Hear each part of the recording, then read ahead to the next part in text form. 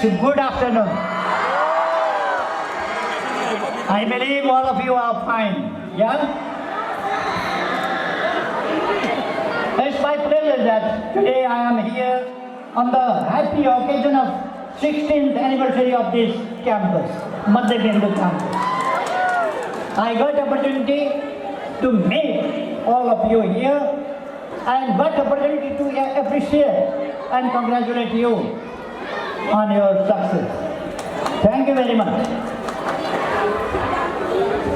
इस कार्यक्रम का अध्यक्ष महोदय,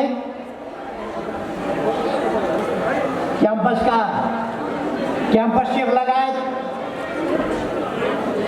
सबै प्राध्यापक, शिक्षक साथीहरू, व्यवस्थापन समितिका साथीहरू,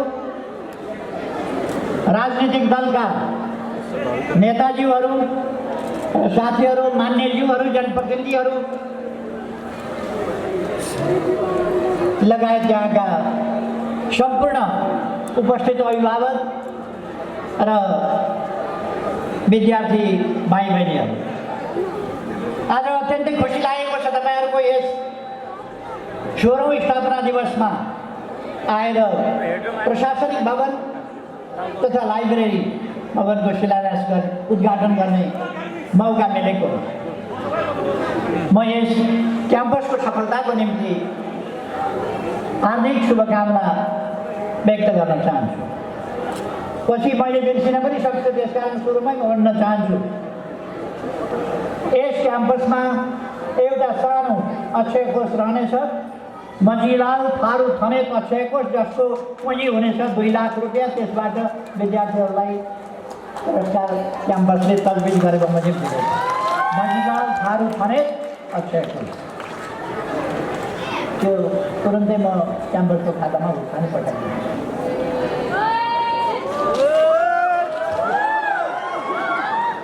त्यो कसरी विद्यार्थीहरूलाई प्रोत्साहित गर्ने, कसरी वितरण गर्ने क्याम्पसले आफै गर्नेछ।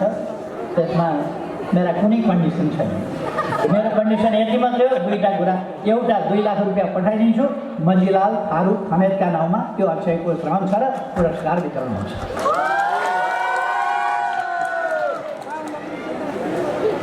हाम्रो देश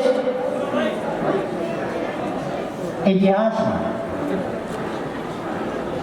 शिक्षामा धरतीको यो भूभाग सबभन्दा अगाडि परेको ठाउँ। जति बेला दुनियाँमा शिक्षा थिएन, जति बेला दुनियाँमा अक्षर थिएन, जति बेला दुनियाँमा शिक्षाका नाममा केही थिएन, यहाँ शिक्षाको एक स्तरमा त्यो समय अनुसारको विकास भएको, जो पहिले श्रुतिको रूपमा आएको थियो, पछि त्यसलाई अक्षर पत्ता लगाएर लिपिको रूपमा विकास गर्यो। संसारको सबभन्दा पुरानो ग्रन्थ, सबभन्दा पुरानो साहित्य भनेको त्यहाँनिर अलिकति हल्ला नगरौँ है, मिलेर गरौँ न। त्यहाँनिर जसलाई फोटो खिच्न मन छ मिलिकन खिच्नु। हाम्रो यो भूभाग, धरतीको यो भूभाग यसरी विश्वको पहिलो ग्रन्थ रचना भएको, त्यो ग्रन्थ पनि हजारौँ वर्षदेखि श्रुतिको रूपमा भनिँदै आएर पछि लिपि आविष्कार भएपछि लिपिबद्ध गरिएको सबभन्दा प्राचीनतम ग्रन्थ पुराणको रचना भएको यो। हाम्रा पुर्खाहरूले ज्ञान नबिर्सियोस् भनेर ज्ञानलाई छन्दबद्ध गरेका छन्। छन्दबद्धता हाम्रो एउटा असाधारण विशेषता। छन्दबद्धता, लयबद्धता। हाम्रा त घाँस काट्दै गरेकाहरूले केही गीत कविता बनाउँदै, अरूले एउटा कविता लेख्यो भने के न कुरा जस्तो गोष्ठी गरेर सुनाउँछन्। हाम्रा त घाँस काट्दा गर्दै ती कविता बनाउँछन्, ती गाउँछन्, ती गाए गर्छन्, ती सुनाउँछन्। यो त दोहोरीमा, कवितामा, गीतमा, लयमा, भावमा गीत गाइने ठाउँ हो, कविता रचना गरिने ठाउँ हो, छन्दमा बोलिने ठाउँ हो, लयमा बोलिने कुरा गरिने ठाउँ यो त्यस्तो इतिहास भएको त्यस्तो पृष्ठभूमि भएको दुनियाँमा महिलाहरूको शिक्षाको कल्पना पनि गर्न नसकिने बेलामा हाम्रा वैदिक विदुषीहरू उनीहरू विद्वान थिए र अनेक वेदका ऋचाहरू महिलाहरूले लेखेका त्यो इतिहासबाट हामी आएका र सामाजिक न्याय सम्बन्धी समानता सम्बन्धी आजको आधुनिक चेतना छोरा र छोरीलाई सम्पत्तिमा बराबर हक दिनुपर्छ भन्ने कुरा उस बेला हाम्रा वेदहरूमा पनि लेखिएको छ। छोरा र छोरीलाई पैतृक सम्पत्तिमा बराबर हक हुन्छ भन्ने कुरा लेखिएको छ। पछि आएर बिग्रिँदै गयो कतिपय कुरा, खास गरी कर्मकाण्डतिर जब शास्त्रहरू गए पुराणका नाउँमा गरुड पुराण जस्ता दान फुत्काउने मान्छे तर्साउने पुराणहरू बन्न थाले। मनुस्मृतिमा 400 श्लोक थपिएर यो दान यसरी गर्नुपर्छ, यसलाई डन्डा मार्नुपर्छ, यसलाई यसो गर्नुपर्छ, अनेक खालका यो मनुस्मृतिका हामी जुन पढ्छौँ केही 400 श्लोकहरू पछि छट्टु पण्डितहरूले त्यसमा थपे। मनुस्मृतिका कुरा होइन, 400 थपे। अनि ढोल गमार शूद्र पशुनारी सब ताडन के अधिकारी भन्ने यस्ता श्लोक त्यहाँ घुसाए। यस्ता कुराहरू मनुस्मृतिमा ओरिजिनल मनुस्मृतिमा थिएन। ओरिजिनल कसरी छुट्टिएको छ भन्दा भाषा मिल्दैन। अगाडिको ओरिजिनल मनुस्मृतिको संस्कृत र पछि पण्डितहरूले थपेको संस्कृत मिल्दैन। अर्थात् पछि आएर हाम्रा शास्त्रहरूलाई बिगार्दैन। अनेक हिसाबले बिगारे शास्त्रहरूलाई। यसरी कतिपय पहिले दार्शनिक कुराहरू, दर्शन सम्बन्धी कुराहरू हाम्रा विद्वानहरू, ऋषि महर्षिहरूले, मुनिहरूले, विद्वान विदुषीहरूले जो वैज्ञानिक कुराहरू अगाडि सारेका थिए ती कुराहरूलाई विकृत बनाए। पछिल्ला विद्वान भनिएकाहरूले आफ्ना स्वार्थवश त्यो हाम्रो पूर्वीय सभ्यता भन्दा अहिले अन्धविश्वासमा पर्नु पूर्वीय सभ्यता, वैज्ञानिक कुरा गर्नु पश्चिमा सभ्यता भनेर एकदमै गलत व्याख्या गर्नु। हाम्रा पूर्वजहरू औषधि विज्ञान पत्ता लगाउने पूर्वजहरू हुन्, पुर्खाहरू हुन्। उनीहरूले अन्धविश्वास गर्थे भने भगवानले जे गर्छ त्यही हुन्छ भन्थे भने बिमारी परेपछि निको पार्नलाई औषधि किन गर्नु पर्यो? किन गर्थे भने अन्धविश्वासमा भर पर्ने होइन, आफ्नो कर्तव्य आफूले पुरा गर्नुपर्छ भन्ने कुराहरू हाम्रा अग्रजहरू विश्वास गर्छन्। मैले यो प्रसङ्ग किन मात्रै भन्नु भने हाम्रो यो भूभाग ऋषि मुनिहरूको तपोभूमि हो। सबभन्दा विश्वको पुरानो सभ्यता, पुरानो दर्शन शैव दर्शन, शैव सभ्यता। त्यो शैव दर्शन, शैव सभ्यता यहीँ सुरु भएको। फलामको पहिलो मेटल एरामा, धातु युगमा यही प्रवेश गरेका थियो। अहिले फेरि हामी यहाँ भौमाधिक हुँदैछौँ। कोही फलामको हामी हजारौँ वर्ष अगाडि, हजारौँ पनि धेरै हजार वर्ष अगाडि, 10-12 हजार 15,000 वर्ष अगाडि यहीँबाट फलाम निकालेर हाम्रा पूर्वजहरूले के जानेका थिए भन्दा शिवसँग मेटल त्रिशूल थियो, धातुको त्रिशूल अरूसँग थियो। त्यसकारण धातुको त्रिशूल भनेको त अरूभन्दा खतरनाक, चुपचाप भएको, धार भएको, काट्छ पनि घोट्छ पनि, को छेउमा जान सक्ने। त्यसकारण शिवजीले त्रिशूल उठायो भनेपछि सबै थरथर हुन्थ्यो। अरूसँग यसो काठका हुन्थे, उनीसँग फलाएको। त्यसो गरेर यो सभ्यता पनि यहीँबाट सुरु भयो। शैव दर्शनको सुरुवात यही भएको छ। कपिल मुनि, त्यसपछि साङ्ख्य दर्शनका प्रणेता कपिल मुनि यही कपिलवस्तुका थिए। त्यसपछिका विद्वानहरू अरू अनेक विद्वानहरू, त्रेता युगका विद्वान, श्रृङ्ग ऋषिहरू, काश्यप ऋषिहरू, कौशिक ऋषि, वशिष्ठ ऋषि, विश्वामित्र ऋषि, यी सबै कोही गण्डकी किनारका, कोही कोशी किनारका। वेदको रचना व्यासले यी गण्डकीको किनारमा बसेर गरे। औषधि विज्ञानको सुरुवात चरक ऋषि, चरक संहितामा हामी हेर्न सक्छौँ। चरक ऋषि र शल्य क्रियाको विकास यही सुश्रुत ऋषिले गरेका थिए र उनले औजार आदि इत्यादि समेत सुश्रुत संहितामा शल्य क्रिया सम्बन्धी त्यहीँबाट आविष्कार गरेका थिए र ठुल्ठुला शल्य क्रियाहरू। लडाइँमा एउटा योद्धाको नाक काटिएछ, त्यस बेला बडो प्रचलित भएको थियो। उनले नाक काटेर फ्याँकिएको नाक, भुइँमा झरेको नाक तरबारले हान्दाखेरि नाक गयो। थपक्क ल्याएर नाक बोकेर सेना आएपछि त्यो नाक लगेर सिरिए, जोडिदिए, दबाई गरे, जस्ताको जस्तै। त्यो विधि 3000 वर्ष अगाडि यहाँ र शल्य क्रिया, सर्जन, यस शब्दको सुरुवात यहाँबाट भएको थियो, यस भूमिबाट। त्रेतायुग रामायण काल यही, त्यसभन्दा पछिका ऋषिमुनिहरू यहीँका, यही अर्घाखाँचीका ऋषिमुनि पतञ्जलि, उनले योग विद्यालाई, शिवबाट योग सुरु हो,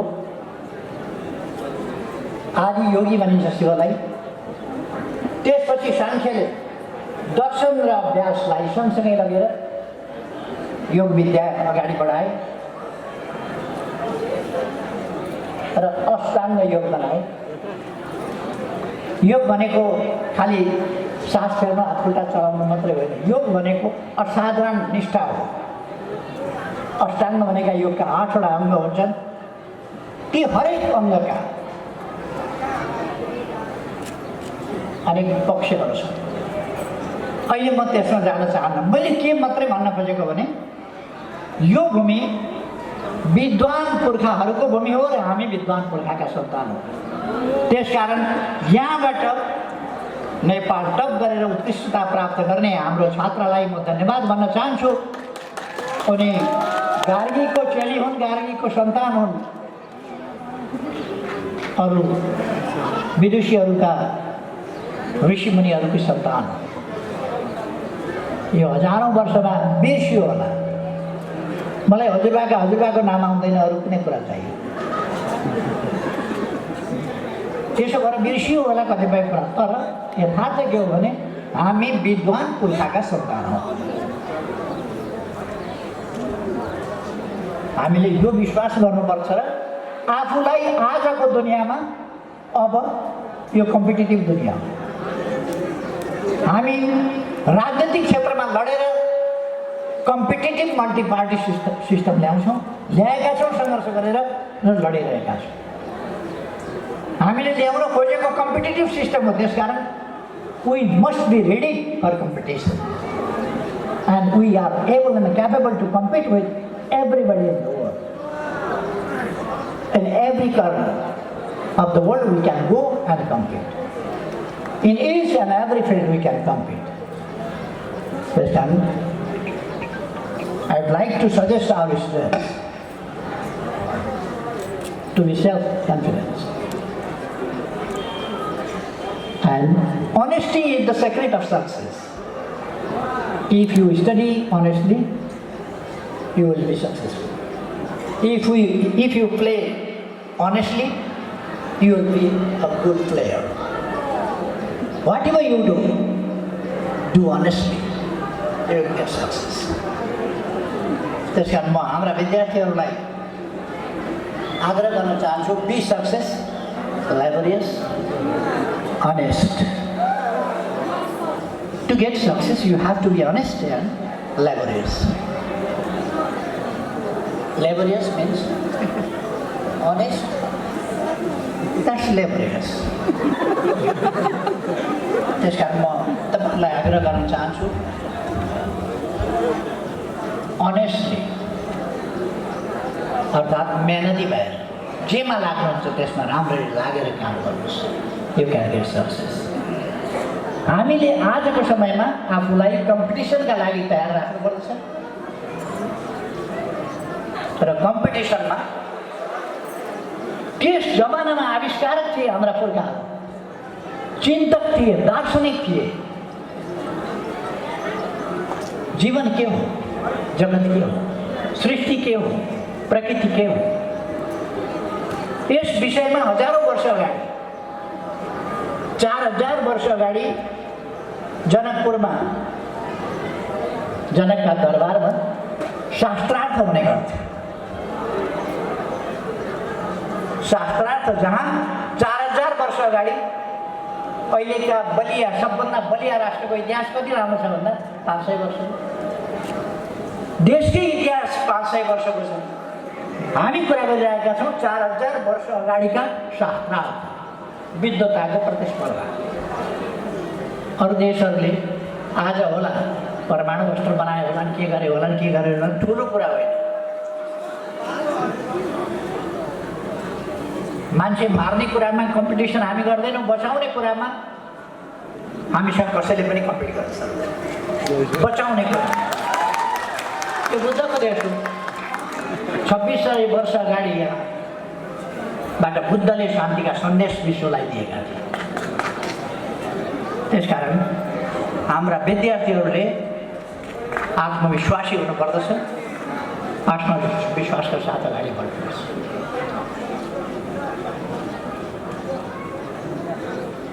म यस क्याम्पसको आज अभिभावक दिवस 15 वर्ष पुरा गरेर 16 वर्ष लागेको अवसर,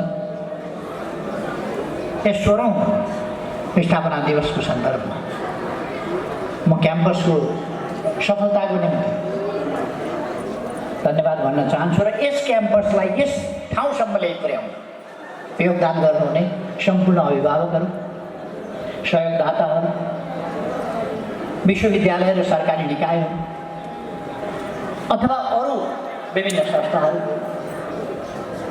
र आफ्ना विद्यार्थीहरूलाई प्रतिभाशाली विद्यार्थीको रूपमा परिणत गर्ने प्रतिभाशाली शिक्षकहरू, परिश्रमी शिक्षकहरू, मेहनती शिक्षकहरू र आफूलाई भोलिका निम्ति कम्पिटिसनका लागि तयार गर्दै जाने त्यो उत्साह र आत्मविश्वासका साथ अगाडि बढ्ने यहाँका ट्यालेन्ट विद्यार्थीहरू सबैलाई धन्यवाद भन्न चाहन्छु। हाम्रो देश दुनियाँमा 194-95 देशहरू छन्। त्यसमध्ये हाम्रो देश 40-41औं मात्रै पर्छ। साह्रै सानो होइन यो। हामीभन्दा साना कति छन्? 100 करिब 55वटा हामीभन्दा साना देशहरू छन् दुनियाँमा। जम्मा 194-95मा 155 त हामीभन्दा पछाडि साना छ। र हाम्रो जस्तो हिमाल, पहाड, बादल, तराई, हिम नदी, हिमताल, ताल तलैया, खोलाहरू, यो सबै कुराको मेल अन्त कहीँ छ। संसारमा भूगोलमा मात्रै, उचाइमा मात्रै पहाडहरू अलगा होइन। यसको इतिहास, यसको सभ्यता, यो सबै कुराले पनि नेपाल अल्गो छ। यो अल्गो देश हो। यस देशमा तपाईँले यसै हेर्नुभयो भने विश्वभरिका अलगा शिखरहरूमध्ये अलगा शिखर भन्नुहुन्छ अथवा एउटा हिम श्रृङ्खलामा भएका अलगा पिक्स भनिन्छ। कञ्चनजङ्घा हामी एउटा रेन्ज भन्छौँ, कञ्चनजङ्घा रेन्ज, माउन्ट कञ्चनजङ्घा। तर माउन्ट कञ्चनजङ्घा, एउटा कञ्चनजङ्घामा इस्ट वेस्ट नर्थ साउथ 4वटा 8000 मिटरभन्दा माथिका अग्ला हिमालहरू छ। त्यहाँबाट अलिकति पश्चिमपट्टि मकालु 8000 मिटरभन्दा माथिको छ। त्योभन्दा अलिकति पश्चिमपट्टि लोत्से 8000 मिटरभन्दा माथिको पिक छ। त्योभन्दा अलिकति पूर्वपट्टि लोत्से 8000 मिटरभन्दा माथिको छ। त्यसपछि त्यसभन्दा अलिकति पश्चिमपट्टि आउँछ विश्व प्रसिद्ध सगरमाथा, यसको उचाइ पहिले अनुमानका भरमा, अरूले नापका भरमा हामीले भन्ने गर्थ्यौँ। अहिले हामीले नाप्दा 8,848.86 मिटर्स अलमोस्ट। त्यसपछि अलिकति पश्चिमपट्टि चोयु 8,000 मिटरभन्दा माथिको हिमाल पर्छ। त्यसभन्दा अलिक पश्चिम अर्को 8,000 भन्दा माथिको मिटरभन्दा माथिको हिमाल। त्यसपछि अन्नपूर्ण फर्स्ट, सेकेन्ड, थर्ड, तीनटा पिक छ 8,000 मिटरभन्दा माथिको। त्यसपछि धौलागिरी 8,000 मिटरभन्दा माथि, र यस्ता अनेकौँ यस्ता सुन्दर हिम श्रृङ्खला जसले हिउँ बोकेर बस्छन्, बिस्तारै बिस्तारै चट्टानमा छोड्छन्। चट्टानले त्यो हिउँबाट छोडेको पानीलाई जम्मा गरेर राख्छ, अनि बिस्तारै बिस्तारै तप तप चुहाउँदै गएर त्यहाँबाट मूल फुट्छ र त्यो मूल बनेर आउँछ। यसरी लगातार खोलाहरू बग्छन् हाम्रो देशमा। यो नेचुरल रिचार्ज सिस्टम भन्छ यसलाई। यो नेचुरल रिचार्ज सिस्टम। त्यसकारण हामी भनिरहेका छौँ, आज दुनियाँ क्लाइमेट चेन्जबाट पीडित छ। क्लाइमेट चेन्जबाट पीडित छ भने क्लाइमेट चेन्जका गीत मात्रै गाएर हुँदैन। विश्वको हामी ध्यान आकर्षण गर्न चाहन्छौँ। Mountain economy, mountain climate. हाम्रो माउन्टेन्स, हाम्रा Himalaya are the largest cooling center, natural cooling center, and largest natural cooling centers of the world. तातो हावा आउँछ उतातिरबाट, उत्तर प्रदेशतिरबाट, बिहारतिरबाट तातो हावा आउँछ। हिमालको अलिकति नजिक पुग्नभन्दा पहिले नै त्यो चिसो हुन बाध्य हुन्छ। हिमालतिर गयो कि चिसो भइहाल्छ। त्यस कारण यो largest natural cooling centre Himalaya, जसले वातावरणलाई सन्तुलित राख्न मद्दत गर्छ। त्यसकारण we have to protect the mountain climate. क्लाइमेटको सुरुवात हिमालबाट हुन्छ, क्लाइमेटको सुरुवात समुद्रबाट हुन्छ। समुद्रतिर मात्रै ध्यान दियो भने समुद्रकै अस्तित्व रहँदैन यदि हिमालको अस्तित्व रहेन। यो सर्कल। त्यसकारण हाम्रो जस्तो भूभाग, यस्तो उर्वर, यस्तो खनिज तत्त्वहरूले भरिएको, त्यसै कारण मैले आफू प्रधानमन्त्री हुँदा घौबारी फलाम खाने होस्, अथवा कहीँको अग्रब होस्, कहीँको चुना होस्, कहीँको अर्को खाने होस्, अथवा जाजरकोटको तामा खाने होस्, अथवा दैलेखको पेट्रोलियम खाने होस्, यी चिजहरूको अन्वेषण गरेर अब यसको कामलाई अगाडि बढाइरहेको छ। यस ठाउँमा, यस जिल्लामा पूर्व नवलपरासी अर्थात् नवलपुर, म प्रधानमन्त्री भएका समयमा के विकास भयो म अहिले पछि मान्यजीले भन्नुहुन्छ, मान्यजीले बताउनुहुन्छ। हामीले हरेक ठाउँमा मैले भन्ने गरेको छु, एमालेको नेतृत्वको सरकार वा एमालेको सरकार वा केपी ओलीले नेतृत्व गरेको सरकारले के गर्यो भन्दा, तपाईँले अन्तको कहानी हाल्न जानु हुँदैन। महाकालीमा पुल हाल्यो, मेचीमा पुल हाल्यो भन्न जानु पर्दैन, कोशीमा पुल हाल्यो भन्न जानु पर्दैन, डडेलधुरामा बाटो बनाएको छ भन्न पर्दैन। उत्यहाँ बनाएको बाटो देखाइदिनुहोस्, परतिर बनाएको भवन देखाइदिनुहोस्, परतिर बनाएको एउटा नमुना त्यस्तो खालको सदरमुकाम बताइदिनुहोस्, अथवा चौडा बनाउँदै गरेको राजमार्ग देखाइदिनुहोस्, पूर्व पश्चिम बन्दै गरेको रेलको लाइन देखाइदिनुहोस्, अथवा विद्युतको लाइन प्रसारण कसरी हुन्छ त्यो देखाइदिनुहोस्। अरू अनेक कुराहरू छन्। हामीले कुन बाटो बनाएका छौँ। काली गण्डकी करिडरदेखि लिएर यहाँको बाटो, उत्तरतिर जाने बाटो, उता जाने बाटो, त्रिवेणीदेखि मास्टरतिर जाने बाटो, मैले धेरै केही भन्नु पर्दैन। तपाईँहरूले आफै देख्नुभएको छ। आफ्ना घर अगाडि, आफ्ना टोलमा, आफ्ना ओडामा के विकास हो, त्यही पनि मान्यज्यूले सम्झाउनु होला। म त्यसमा समय खर्च गर्न चाहन्छु। मानव अधिकार कर्मीहरूको आज राष्ट्रिय सम्मेलन छ पोखरामा। त्यसकारण अहिले यहाँबाट म तत्काल गएर त्यहाँ पनि उद्घाटन गर्नुपर्नेछ। त्यसकारण म यहाँ धेरै समय लिन चाहन्न। म यहाँहरूलाई कति निवेदन गर्न चाहन्छु भने हाम्रा शिक्षकहरूले, हाम्रा अभिभावकहरूले, हाम्रा विद्यार्थीहरूले, हाम्रा सबै कर्मचारीहरूले, हाम्रा हरेक क्षेत्रमा काम गर्ने साथीहरूले, कृषिमा होस् कि जहाँसुकै, हामीले अबको बाटो आधुनिकीकरणको बाटो, मोडर्नाइजेसनको बाटो, प्रविधि प्रयोग गर्ने बाटो, पछौटेपनलाई अन्त्य गर्ने बाटो, गरिबी हटाउने बाटो, रोजगारीका अवसर सिर्जना गर्ने बाटो, स्वरोजगार सिर्जना गर्ने बाटो, यस बाटोबाट हामी देशको विकास गर्न सक्छौँ। हाम्रो देश हामीले बनाउने हो, हामी गर्न सक्छौँ। हाम्रो देशमा शिक्षा, दुनियाँको प्रतिस्पर्धी शिक्षा, हामी हाम्रो देशमा विकास गर्न सक्छौँ। र काम सुरु हुन्छ। भवन निर्माण कसरी हुन्छ? भवन ल्याएर कसैले भवनको इन्जिनियर साहबले त डिजाइन गरेर एउटा डिजाइन त देखाउनु होला, भवन सहितको डिजाइन देखाउनु होला, तर भवन बनाउनका लागि इँटै सुरु हुन्छ। केबाट? इँटा। भवनबाट सुरु हुँदैन, इँटाबाट। शिलान्यास भनेर इँटा राख्छ। हामीले हरेक काम सुरु गर्दा इँटाबाट सुरु गर्छौँ, अनि भवन गर्छ। त्यसकारण हामीले इँटाहरू राखिसकेका छौँ। हामीले एउटा बाटो लिइसकेका छौँ विकास। त्यसकारण म दाजुभाइ दिदीबहिनीहरूलाई भन्न चाहन्छु, हामीसँग देशको विकास कसरी गर्ने भन्ने भिजन छ, पोलिसी छ, प्रोग्राम्स, त्यसअनुसार हाल्नुपर्छ। शिक्षाको क्षेत्र होस्, स्वास्थ्यको क्षेत्र होस्, अथवा उद्योगको क्षेत्र होस्, व्यापारको क्षेत्र होस्, विद्युतीकरणको क्षेत्र होस्, आइटीको क्षेत्र होस्, जुनसुकै क्षेत्र होस्, यी क्षेत्रहरूको विकास हामी गर्न सक्छौँ र नेपाललाई एउटा समृद्ध देश बनाउन सक्छौँ र नेपाली जनतालाई सुखी नेपाली बनाउन सक्छौँ। त्यसै कारण हामीले हाम्रो राष्ट्रिय आकांक्षा भनेकै समृद्ध नेपाल, सुखी नेपाली हो। हाम्रा शास्त्रहरूले के भन्छन्? वेदले के भन्छ? सर्वे भवन्तु सुखिनः सर्वे सन्तु निरामयाः, सर्वे भद्राणि पश्यन्तु मा कश्चित् दुःखदां भवेत्।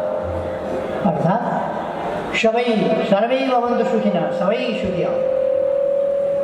कसैलाई कुनै दुःख नहोस्, कोही पनि त्रास र भयमा बाँच्न नपरोस्, शान्तिपूर्ण वातावरणमा सम्पन्नताका साथ बाँच्छ,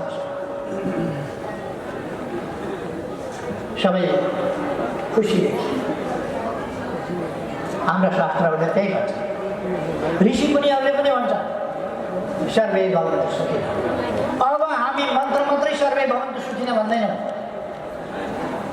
कसरी जनतालाई सुखी बनाउने त्यो काम पनि गर्छौँ। त्यसकारण सुखी बनाउने कसरी हो जनतालाई? देश विकास गरेर, सुशासन लिएर। अरू धेरै कुरा मैले भन्न चाहन्न, मसँग समय पनि रहेन। यहाँहरूको यो क्याम्पसले सफलता प्राप्त गरोस्, यस ठाउँको विकास तीव्रताका साथ हुन सकोस्। म यहाँहरू सबैमा धेरै धेरै शुभकामना भन्न चाहन्छु। मलाई यहाँ आमन्त्रण गर्नुभयो त्यसका लागि धेरै धेरै धन्यवाद क्याम्पसलाई भन्न चाहन्छु र आफ्नो भनाइ टुङ्ग्याउँछु। धन्यवाद, सबैको भलो होस्। धन्यवाद।